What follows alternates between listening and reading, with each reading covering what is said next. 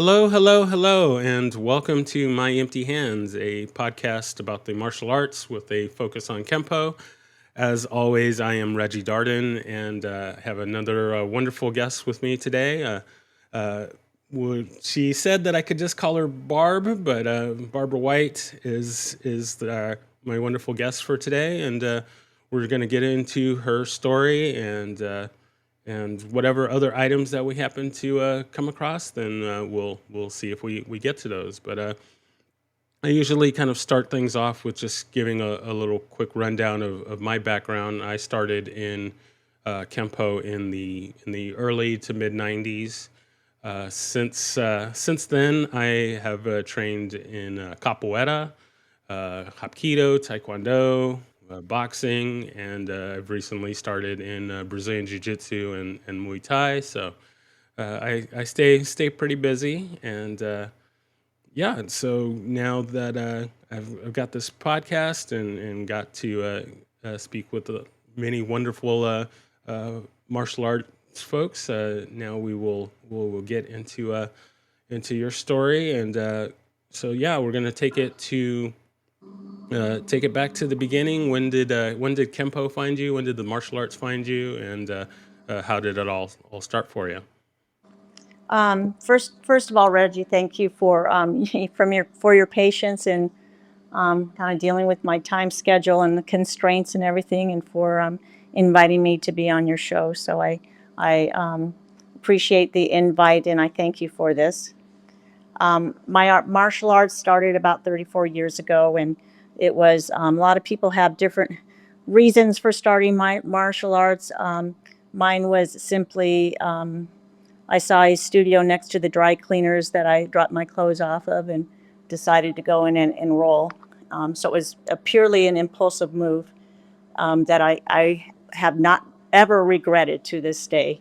It was a wonderful experience. I always liked watching Kung Fu and um, shows like that, but had never really entertained the thought of um, uh, investing in martial arts, and until that day when for some reason I still don't know, decided to enroll in a little studio that was next to the dry cleaners. It was a Japanese studio, and from there I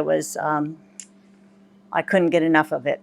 So that's how my journey began. Very nice. I find it interesting, and that's one of the reasons why I say how martial arts found you versus you finding martial arts is that uh, a lot of people they get in because they were bullied or watched movies and wanted to emulate those things, and it sounds like you weren't really in either of those camps, and it just called to you and said, "Yeah, you gotta get started." So, um, and so Yeah, I do like that.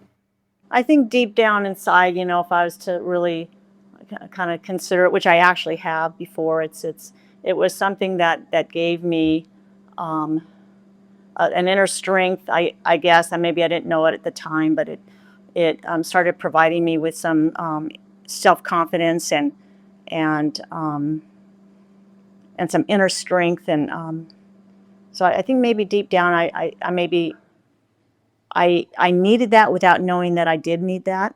And this was an open door, and I'm really thankful that I went through this open door, because from there I've had such a wonderful life and wonderful experiences, and gained family, friends, and sometimes we see a door that's open, we don't walk through it.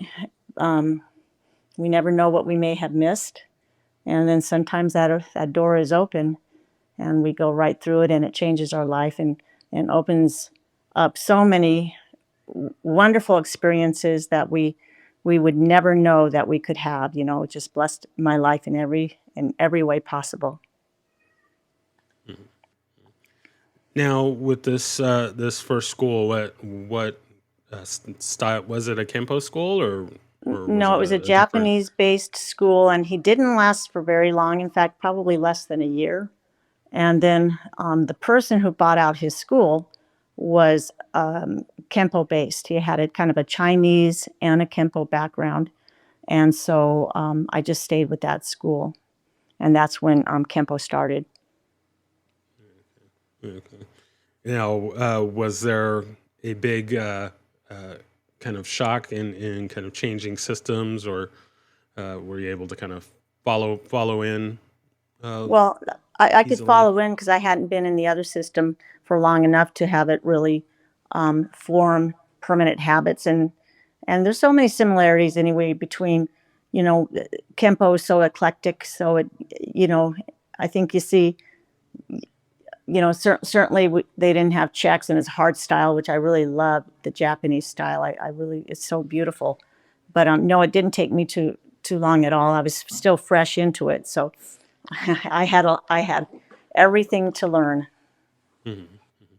Yeah, I'm curious. Do you know the specific style that it was, or It was this guy who was a Shotokan background. He called okay, Shotokan? his name was Jin, so he just called his school Gente Do, which means way of Jin. Do means the way and hands, and so that's what. Gotcha.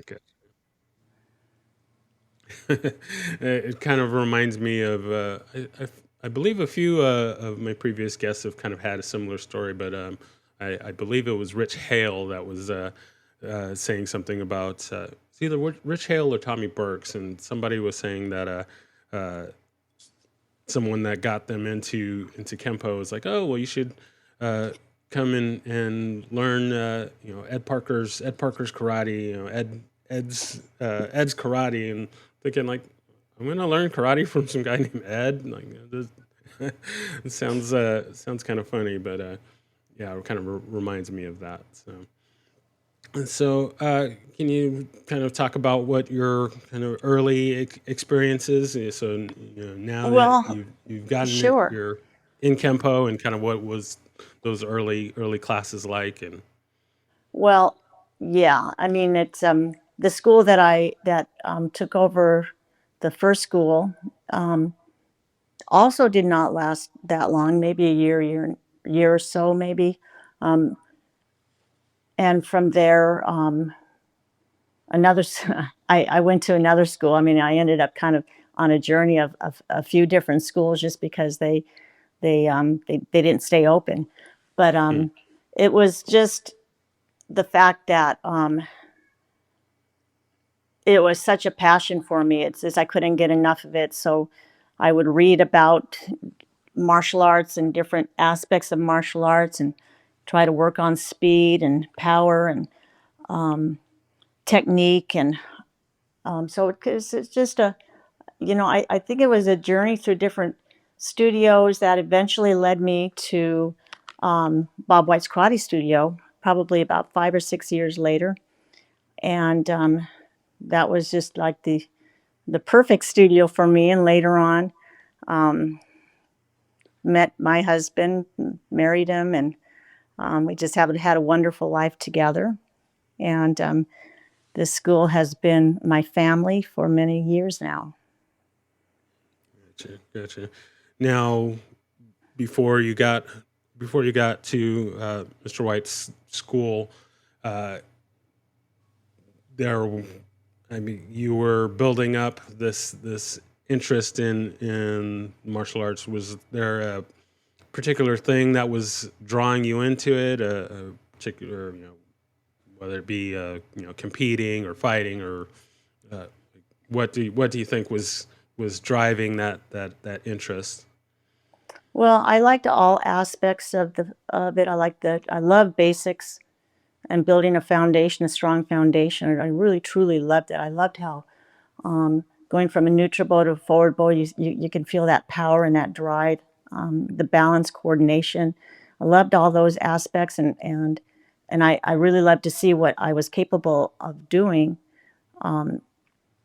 My prior, I was a runner, I swam in college, and lifted weights and stuff like that. But I hadn't really ever done anything that bike ride and stuff, but nothing that involved a lot of coordination and skill per se. And so I really what I was attracted to was seeing what I was actually capable of doing with kicks and punches and strikes. And then the when sparring, that was I just absolutely loved that. It was so fun, and it took me a little while to really appreciate. forms, um, but I did. Now I absolutely love forms. So it's kind of different aspects along the way that drew me to it. But I think most of all was just being able to see what we're capable of as far as producing beauty and power in our movement. Gotcha. Okay. So what were the you went after you started with Mr. White? Uh, kind of what were those early classes, early training like? I think one of the other than just improving my skill and my basics and everything, when I was a brown belt, I started teaching, and that really is such a great thing to be able to develop a relationship with your students, and share what you love. And I think I really started developing my own style when I started teaching, and things that I pulled into my classes. I never teach without focus pads. I love hitting and striking and techniques with focus pads and forms with focus pads and flow drills and things like that. So I started to kind of find my own identity, I guess. Not identity as far as my martial arts is concerned. So we study the system, but it's basically we have our own thumbprint in it. And so I started discovering that, and I think it's so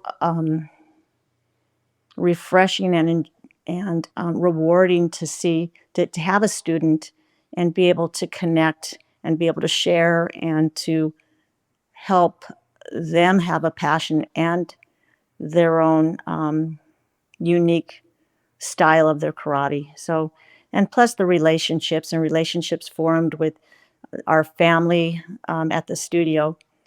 That's really, now I've kind of sort of lost the train of thought as far as your actual question is concerned, but I'm just telling you how it went as I progressed along the martial arts. Yeah, I like it. I like it. Was teaching kind of always something that you were interested in, or did it kind of come later on in your training?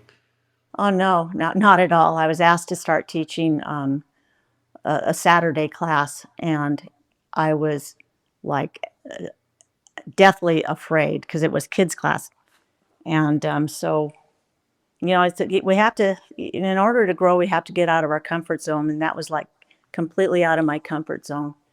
So I started teaching. I would practice how to articulate. That's how nervous I was to start teaching kids.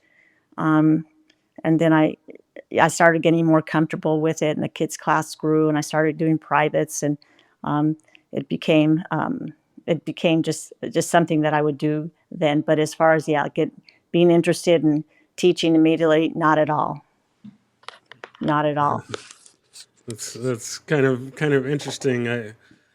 For me, I've haven't done much teaching in the way of Kempo, but for I taught and still try to when I can teach capoeira for a lot of years, and I was always very interested in getting into there. So I always find it funny when I talk to people and they're like, "Oh no, I didn't like it or wasn't interested in doing it," and then there's that shift, and you really come to fall in love with it, and it's really I guess empowering, uplifting, inspiring to to work with people, and you see the students when they grow, and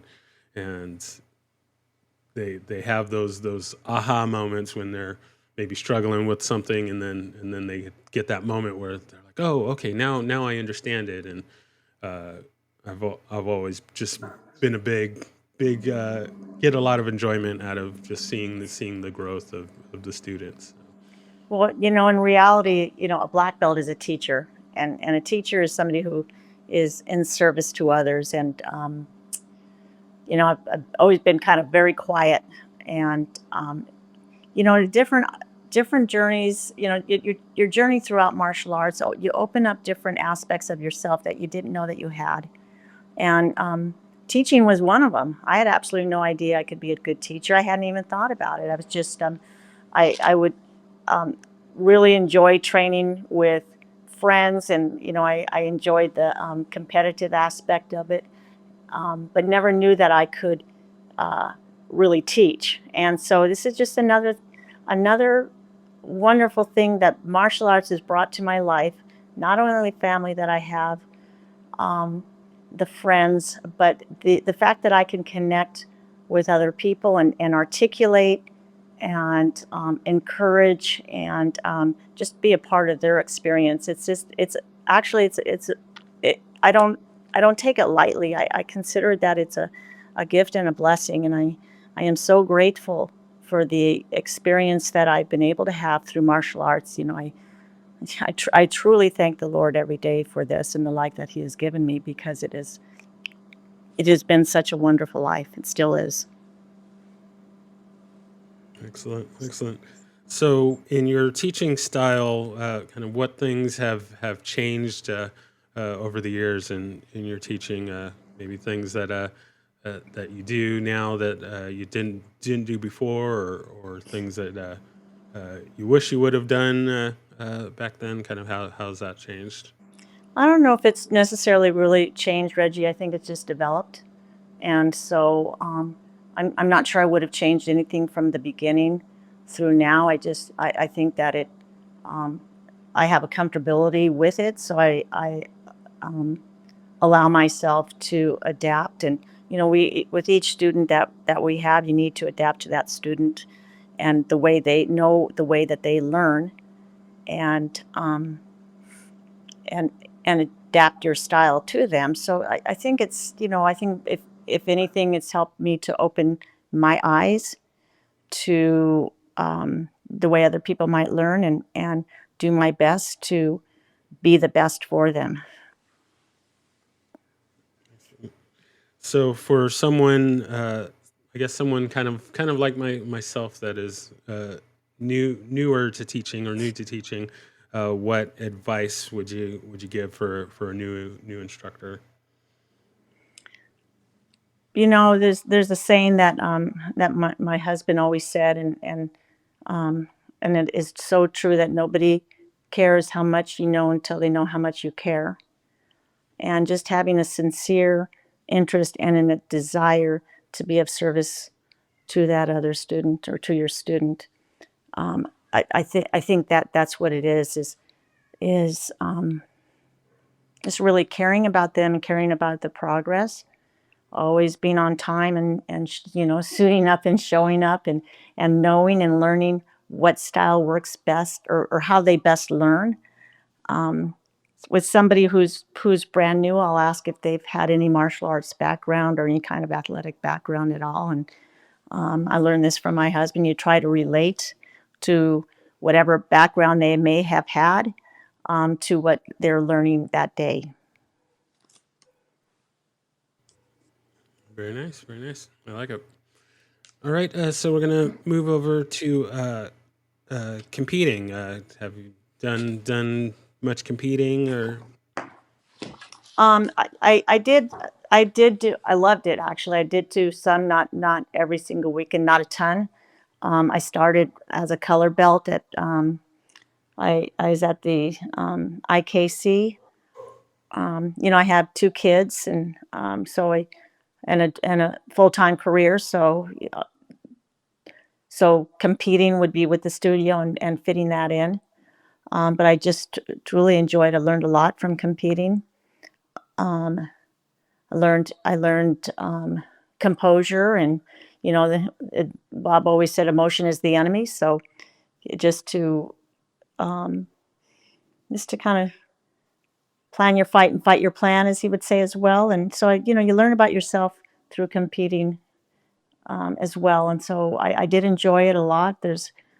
Um, I had some breakthrough moments that I remember so clearly, and it So it's if you don't learn about yourself from competing, then then you've lost that opportunity. So it was it was wonderful. I think the last time I did was several years ago on a black belt team at the IKC. I still spar. And We just had a sparring. We had sparring on Monday night. I we still spar on the mat at the studio. and from when you started, that was that something that you were interested in, kind of from the beginning, or did you have to warm up to it? No, I always liked sparring. It was so fun. It is fun. That's something Yeah, I I immediately agree. loved. I agree. I've only done a handful of tournaments myself, and I'm pretty sure I got disqualified on every one. So went to a lot of open tournaments, and the rule sets are always a little bit different, and always had trouble falling in line with things like that. Usually the kind of giving headshots were I guess my kryptonite, and it's like, oh well, we're not allowed to do that. Hit to the head or something on this particular tournament, and I would just kind of keep forgetting and get the muscle memory, and yeah, couple shots in, and it's like, well, I guess I'm going home now. So yeah, that was I've dabbled with the idea of maybe getting back into it these days. Particularly, I wanted to get into doing forms in a tournament. I never did that when I was competing. So, like to kind of give that a try and see how that goes. What forms would you do? Um, I am a big fan of book set, and I realize that a lot of American Kempo schools don't do that anymore. So I started at a Chinese Kempo school. It was essentially the Tracy's curriculum, and book set and Tiger and Crane were kind of my favorites. But I was not yet high enough belt to learn those forms at the time. So I I was never really interested in using one of the other forms to compete with. So I probably could have done well with something like a short three or long three, but just never got around to it. So Well, it's how never too about late to start. yeah, like I said, I've been thinking about it and kind of toying with the idea, but now that I'm doing so much stuff, not sure not sure I need something else on my plate to do, but I don't know. We'll see. I get inspired when I get to talk to guests and they tell me about their competing days and things like that, and it does give me some interest in doing it. So it may happen. It may still happen. So when you were competing, did you compete in forums as well, or was it All just fighting. sparring? No, All okay. fighting, no forms. Just no interest in it, or it just didn't happen to go that way, or No, I just like to do the sparring aspect of it, and you know, I have no excuse and no reason why I didn't do the forums. I just didn't. Perhaps it would have been good for me to do it, but I never well, did. I don't necessarily regret not doing it. I just competed in the fighting. mhm, mhm, mhm. Well, like me, still there's still time. So Yes, I know. Thank you. Thank you for the kickback. you did kind of mention being into forums, and uh, kind of jumped the gun here for my lightning round here. But what kind of which forums were you the biggest fan of? Um, Yeah, there's aspects of forms that I really love, like long form too. I really love that the transition, the forward bows and neutral bows and those strikes and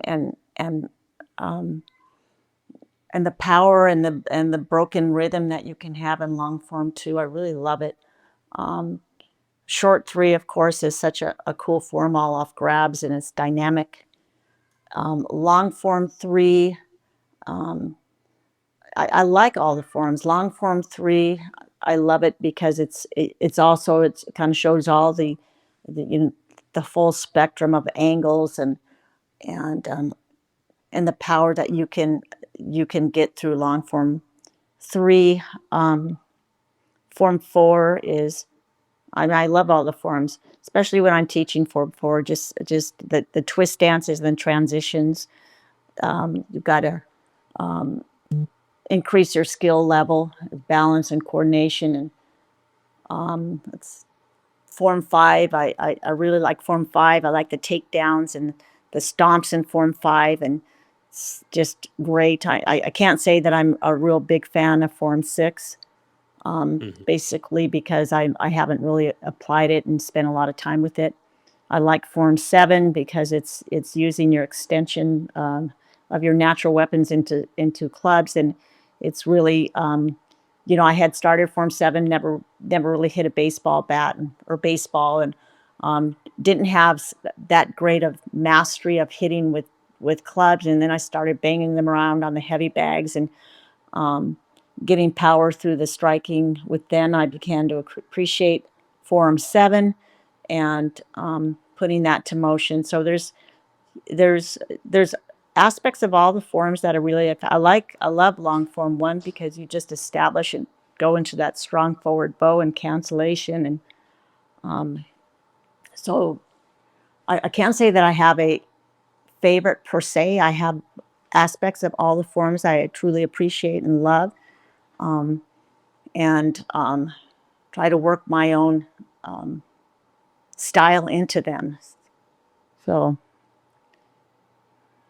Very nice, very nice. So, is have you done any kind of cross training with other systems, or uh, it's yeah, I just have all actually. I'm learning some jujitsu, which I think is just the coolest thing, and we're adding that to to our school. Ron Sanchez is working with me on self defense jujitsu, and I'm doing it for the women's self defense class that I have on Tuesdays. And I really find just absolutely love it. So, and he's also has a class for the kids on Wednesdays, and they learn the rolls, the falls, tactical stand-ups, sweeps, and chokes. I love that aspect of it. So so I am cross training to answer your question, and in getting actually I'm getting more comfortable with it, and you know getting out of a guard and getting out of a different situations, amount, and I love learning that and adding it to our school. very nice, very nice. Yeah, when I got started, I uh, didn't. So when I got started in the '90s, and the first UFC came out, and uh, the Gracie Jiu Jitsu just kind of turned the martial arts world on its head. Uh, I guess both literally and figuratively. Um, I Everybody was just really like, man, what is this thing that he's doing? And we used to kind of get together after class and try and kind of pretend like we knew what we were doing. We had a friend that was training jujitsu with the Machados, and he would come in and kind of show us a few things, and we would kind of roll around and try and kind of figure it out. And I never really had much interest in actually training it myself.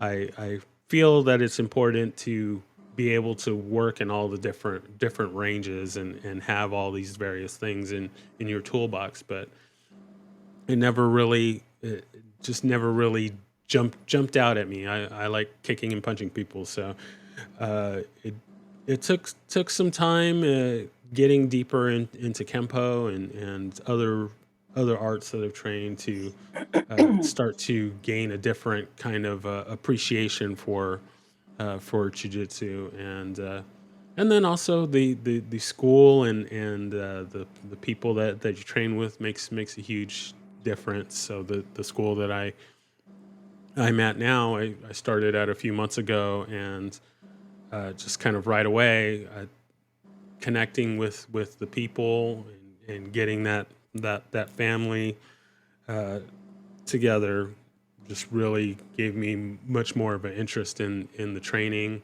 And then now looking at everything with that Kempo mind, and I try and apply the various Kempo principles when I'm doing jujitsu, and I think that's really helped. And I'm much more of a fan of it now, and looking forward to hitting the class as much as I can.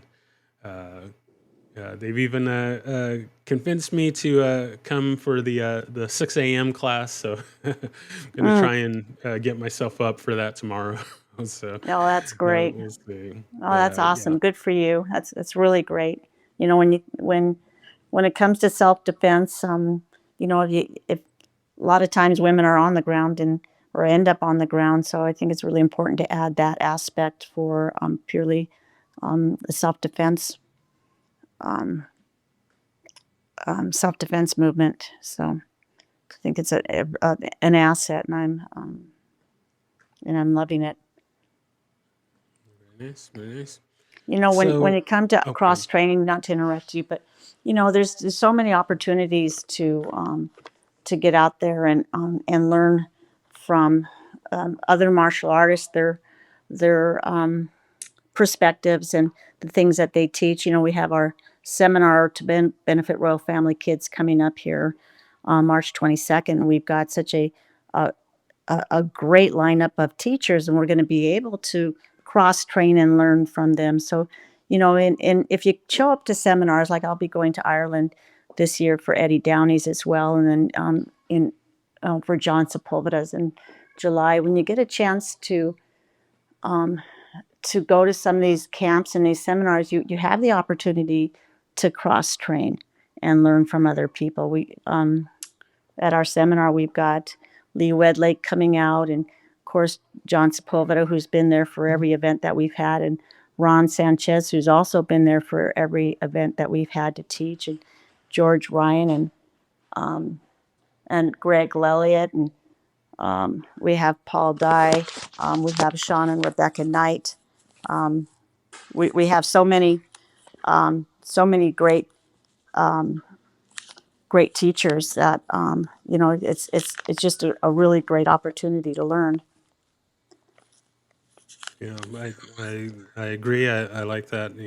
There's so many things so many people that we can learn from, and there's so much out there that to get kind of stuck in this little bubble of certain techniques or certain systems. But I think it's important to get that perspective and that knowledge from all the different sources that you can, and not limit yourself to just one setup. Well, that analogy that Ed Parker uses in the Infinite Insights, in I think it's book one, and it's the guy that's excuse me, at the bottom of the well, and all he sees is the sky above him. But now there's so many opportunities that are out there to look past the top of the sky and really branch out and meet friends and learn things that you wouldn't be able to learn if you did not go to some of these opportunities. Gotcha. So I'm curious now with the popularity of MMA and things like that these days. What is your kind of take on? Well, I guess one on MMA and uh, your feelings about, I guess, maybe today's generations getting away from uh, kind of the more, I guess, art aspect of the martial arts and in Kempo. And I feel that a lot of the MMA is kind of more focused on I guess the showboating and getting away from, I guess, that humbleness and respect. And I kind of liken it to like Karate Kid and the original Karate Kid, and there was this respect and this Um, uh, well, we just inner have to. peace and No, I understand.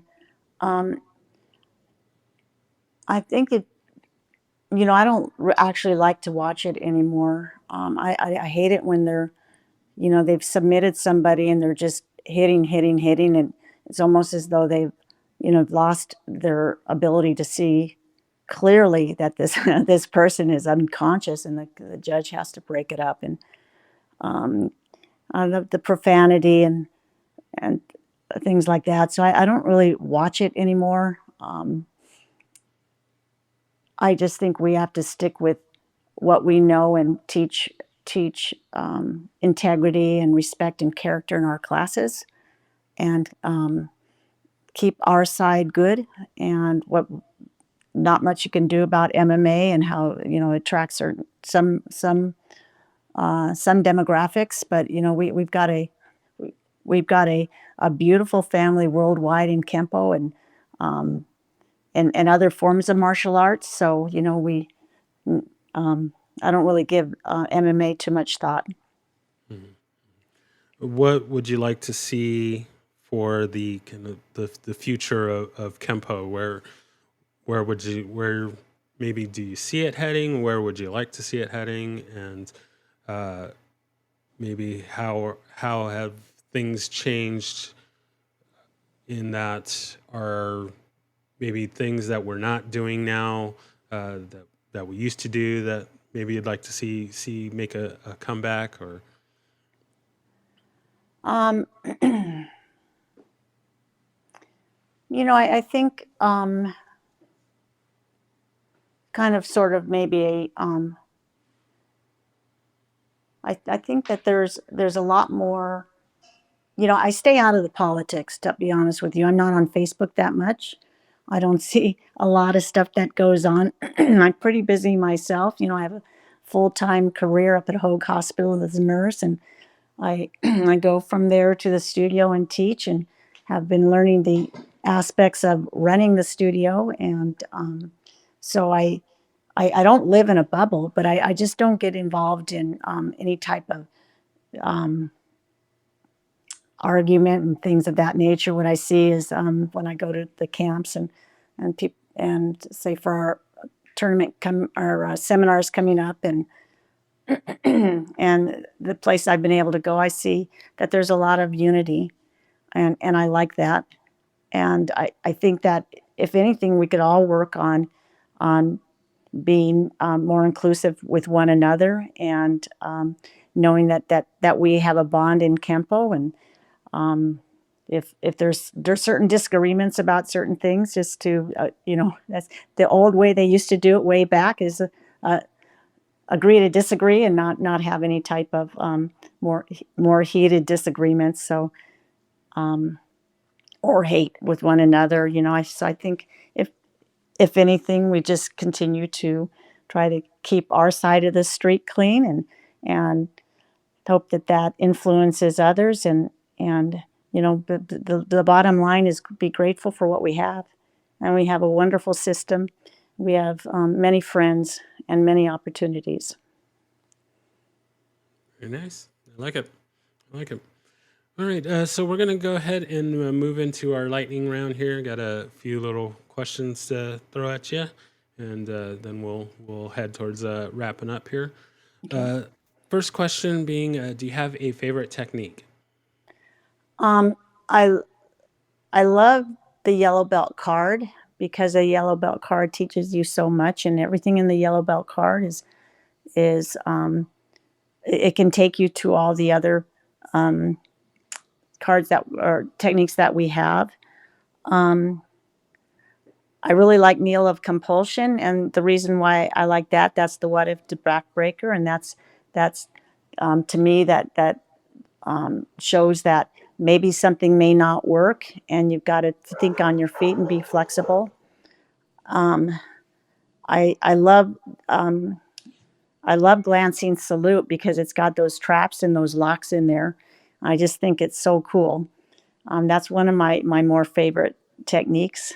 Um, I love taming the mace because you get to slam somebody against a pole, um, and you get some power in there. So there's different kind of techniques. I love flashing mace because you push off your quads as you go right into that ribs, and palm strike, and you have your circular technique as you do the looping overhead. And I love circular movements and twists.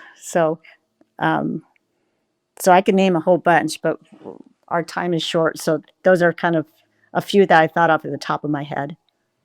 No, those are great choices. I like those. So very good, very good. We kind of touched on this before, but we'll kind of lock it down a little bit here. So, do you have a favorite form and or set? Um, okay, so I talked about the forms. So my favorite form,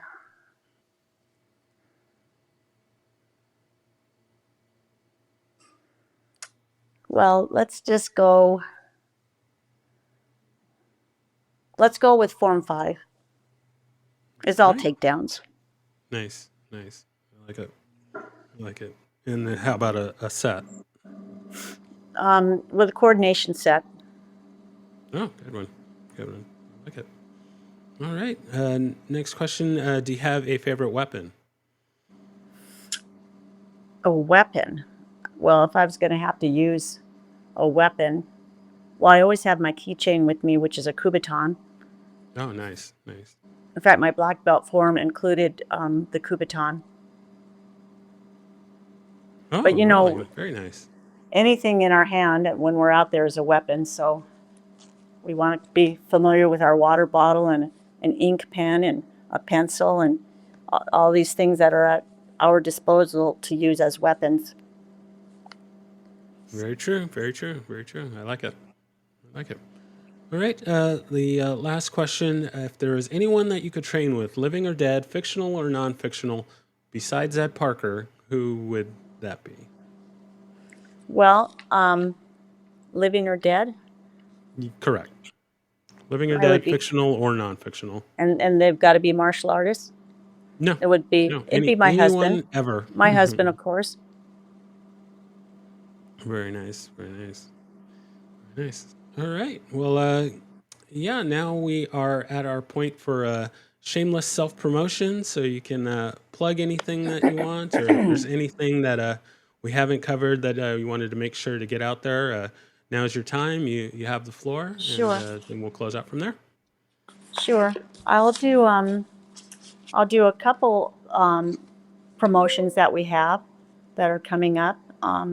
First of all, we have our event for Royal Family Kids coming up March 22nd. I kind of briefly went over that. We have just such a great, it's such an opportunity to train with these guys. It's really, it's March 22nd. It's at our studio. It benefits Royal Family Kids. And if you're not familiar with Royal Family Kids, it's an organization that we've been involved with since I don't know, about 2006. And it's for kids who have been that are in the system, the social service system, for some reason, neglect, abuse, an unsafe situation at home. So a lot of them are in group homes and foster care, and they provide a camp. It's throughout the world now, but we support the camp that's up in Pinecrest, and it allows kids to experience 1 week of unconditional love, and so it's a very well organized camp. And we support this through our seminars at Royal Family, for Royal Family, and it's at our studio. It's $75, and you get a whole day of seminars from these amazing people. I've been doing some shout outs on Facebook, highlighting our teachers. I have been was a nurse at the camp for many, many years, and also ran a karate program. And it was so great to be up there. I was there last year after a couple years break due to COVID and my husband and everything. But just to see these kids who come to camp kind of, nervous, and you sort of see that the things that a fear and things of that nature. And then kind of this camp goes, you just see these laughing, smiling faces, and see what camp does for them. And it's a wonderful thing to see how the camp experience can change their lives. So it's anyway. So we have our seminar supporting that. We also with the Women's Symposium, we didn't even talk about that, but the International Kempo Women, we have a symposium that we've been doing, started in 2014 at the Live IKC, when Steve Cooper asked me to put a live symposium on, and we did that. It was wonderful, and great panel of women. And then COVID hit, and right at COVID hit, we started doing Zooms, and we now have just a great team of women. We have Denise Plowman, whom you've already interviewed, that does our social aspects and kind of runs things, and Heather Flessing, who you've already interviewed. And just a great team of women and ambassadors. We have the symposium that's coming up April 6th, and this one we'll be working with some form of disability. And so we have a great group of teachers lined up for that. We have Christy Anderson through Ultimate Karate, Diane McCrae, who's up in Coeur d'Alene, Idaho, and works with disabled people. And we have Ken Kellogg, who's right here in Costa Mesa, and has worked with disabled students as well. And that's coming up via Zoom. So you'll start to see, I'll be doing some shout outs on Facebook about that. And Heather's putting together a video, so you'll see that coming up. It's all Zoom. So those are the two things that we have coming up right around the corner. In May, I'm going to put a shout out to Ed Downey's European Kempo Camp, which is just it's just a premier camp up at a 5-star hotel, and it's people from all over, and it's one of the most fantastic events. And that'll be that May, I think it's May 23rd, that weekend. That's coming up. So for all those out there who are listening, go on his Facebook page and check out the camp, and then hopefully we'll see you up there in May. John Sepulveda then is around the corner in the summer, and I had the opportunity to be there last year and was asked to be one of the teachers. It was so wonderful. So I hope to have our studio and go up there this year and support. So there's a lot of great things that are coming up that are basically around the corner. So that's my self-promotion. And that's Very other nice. promotion, myself and other people's promotion. Very nice. I like it. I will make sure that links for all of those things are in the show notes, and make sure that this episode gets out in time for everybody to know about that. So yes, I thank you so much for taking the time to tell me about your journey and your story, and look forward to everything that you're doing. And we'll definitely have to do this again and get into more specific parts of your story. But yes, I just thank you again so much for being on. Well, thank you. You have a wonderful Sunday. And again, thank you for the invite. Thank you. Thank you for listening to My Empty Hands. If you enjoyed the show, please share it with a friend. If you didn't enjoy it, please share it with an enemy. If you'd like to be a guest, or if you would like to recommend a guest for the show, please email me at podcast@talkingkempo.com. Thank you.